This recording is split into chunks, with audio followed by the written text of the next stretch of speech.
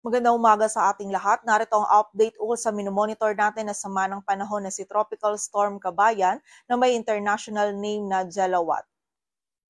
Napanatili pa rin ni Bagyong Kabayan yung lakas nito habang binabaybay pa rin yung karagatan silangan ng Mindanao kung saan kaninang alas 4 ng umaga ay hulitong namataan sa coastal waters ng Caraga, Davao Oriental. Taglay nito yung lakas ng hangin na 65 kilometers per hour malapit sa sentro at bugso ng hangin na umaabot sa 80 kilometers per hour. Ito'y kumikilos pa kanluran, hilagang kanluran sa bilis na 15 kilometers per hour at sa kasalukuyan ay nagdudulot na nga ito ng malalakas na pagulan maging ng malakas na hangin sa ilang bahagi ng Mindanao, lalong-lalo na sa silangang bahagi nito. Samantala, ang northeast monsoon o amihan naman ay patuloy pa rin nakakaapekto dito sa bahagi ng northern at central Luzon kung saan magdadala rin ito ng maulap na kalangitan at mga pagulan, lalong-lalo na yan dito sa may silangang bahagi ng northern Luzon. And also, ang shearline naman ay nakakaapekto pa rin dito sa may eastern section ng southern Luzon kung saan magdadala rin nito ng mga pag-ulan, mga kalat-kalat na pag-ulan, pagkidlat at pagkulog dito naman sa bahagi ng Bicol region, maging sa eastern section pa ng southern Luzon. So pag-ingat po para sa ating mga kababayan sa banta ng mga pagbaha at pagguho ng lupa. At ayon nga sa ating latest forecast track analysis ay bahagyang nagkaroon ng southward shift sa movement itong si Bagyong Kabayan, but generally nakita natin na ito ay kikilos pa rin pa westward or west-northwestward in the next 2 days. At ngayong araw nga po or this morning, in-expect natin na magla-landfall ito dito sa may coast ng Davao Oriental or sa southern Surigao del Sur, kung saan after nito ay tatawirin na nga nito itong bahagi ng Mindanao papunta dito sa area ng Sulusi, kung saan posible ito magkaroon ng another landfall dito sa may central or southern portion ng Palawan as a tropical depression by tomorrow morning or afternoon. At nakikita nga natin by Wednesday morning ay posible na itong lumabas ng ating area of responsibility. At dahil nga mas papalapit na itong si Bagyong Kabayan dito sa ating kalupaan, ina-expect nga po natin ngayon na itong araw na ito, yung magla-landfall siya dito sa bahagi ng Mindanao, ay meron tayong nakataas na wind signal number 2 sa bahagi yan ng Dinagat Islands, Surigao del Norte kasama na dyan ng Siargao at Bukas Grande Islands, Surigao del Sur ang northern portion ng Agusan del Norte, eastern portion ng Agusan del Sur, northern portion ng Davao Oriental. Samantala, wind signal number 1 naman sa southern Leyte, southern portion ng Samar, southern portion ng eastern Samar, sa Cebu kasama na yung Camotes and Bantayan Islands, Bohol, Siquijor, Negros Oriental, Negros Occidental, Guimaras, rest of Agusan del Norte, rest of Agusan del Sur,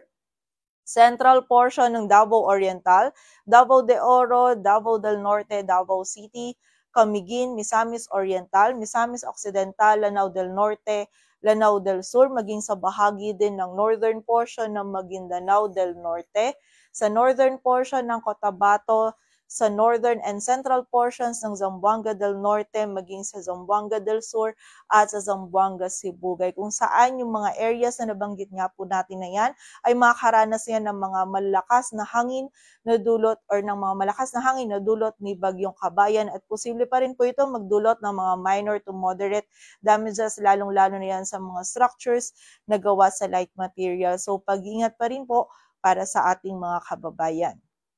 Samantala, para naman sa mga pag-ulan na dala ni Bagyong Kabayan ngayong araw, makaranas po ng mga malalakas na pag-ulan, lalong-lalo na ang areas ng Surigao del Sur, Surigao del Norte, Dinagat Islands, Agusan del Sur, ang northern portions ng Davao del Norte, Davao de Oro at Davao Oriental, maging ang Central Visayas, Biliran, Leyte, Southern Leyte, Zamboanga del Norte, Northern Mindanao, Davao City, Cotabato, Lanao del Sur at yung nalalabing bahagi pa ng Caraga, ang Davao Oriental, Davao de Oro at Davao del Norte. Samantala, bukas naman po kung saan inaasahan natin na nakatawid na itong si Bagyong Kabayan dito sa may area ng Mindanao, ay makakaranas pa rin po ng mga pag-ulan ang mainland Palawan, Cuyo Islands, Cagayancillo Islands at maging ang Kalayaan Islands. So muli po, pag-iingat para sa ating mga kababayan sa banta ng mga pagbaha at pagguho ng lupa. And also,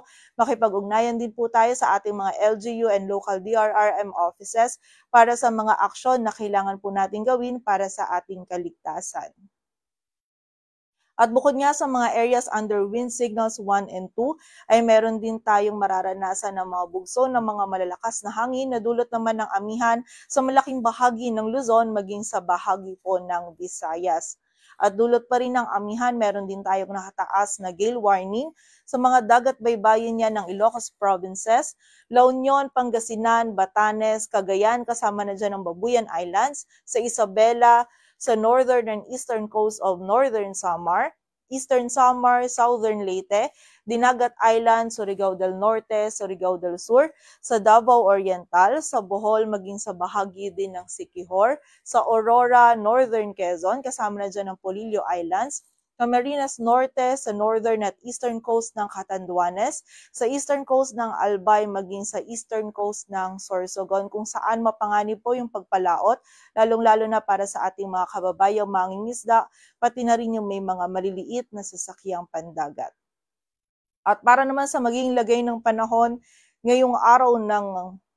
Monday, ay makikita po natin na malaking bahagi po ng ating bansa yung makakaranas ng maulap na kalangitan, kung saan meron din tayo mga pag-ulan na mararanasan dito sa may bahagi ng Cagayan Valley, Apayao, Kalinga at Ilocos Norte, dulot po yan ng amihan. Samantala, ang shearline naman natin ngayong araw ay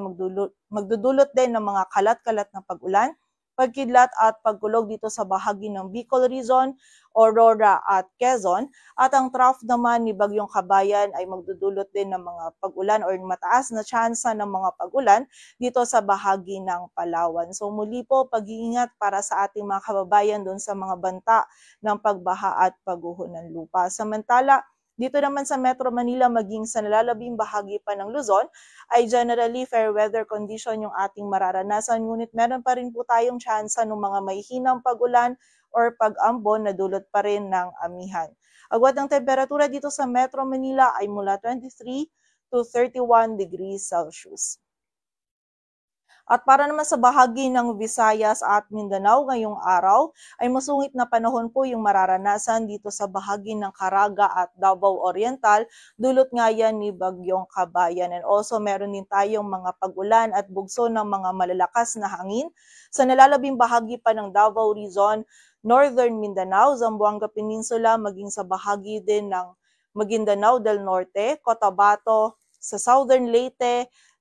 maging sa Central Visayas, Guimaras at Negros Occidental. Samantala sa nalalabing bahagi naman po ng Visayas at Mindanao ay magiging mataas din yung tsansa ng mga pag-ulan, pagkidlat at pagkulog, dulot po yan ni Bagyong Kabayan. So muli po, pag-iingat para sa ating mga kababayan sa banta ng mga pagbaha at pagguho ng lupa, and also makipag-ugnayan din po tayo sa ating LGU at local DRRM offices para sa mga aksyon na dapat po natin gawin para sa ating kaligtasan. At yan po muna ang latest dito sa Weather Forecasting Center ng Pag-asa. Grace Castañeda, magandang umaga po.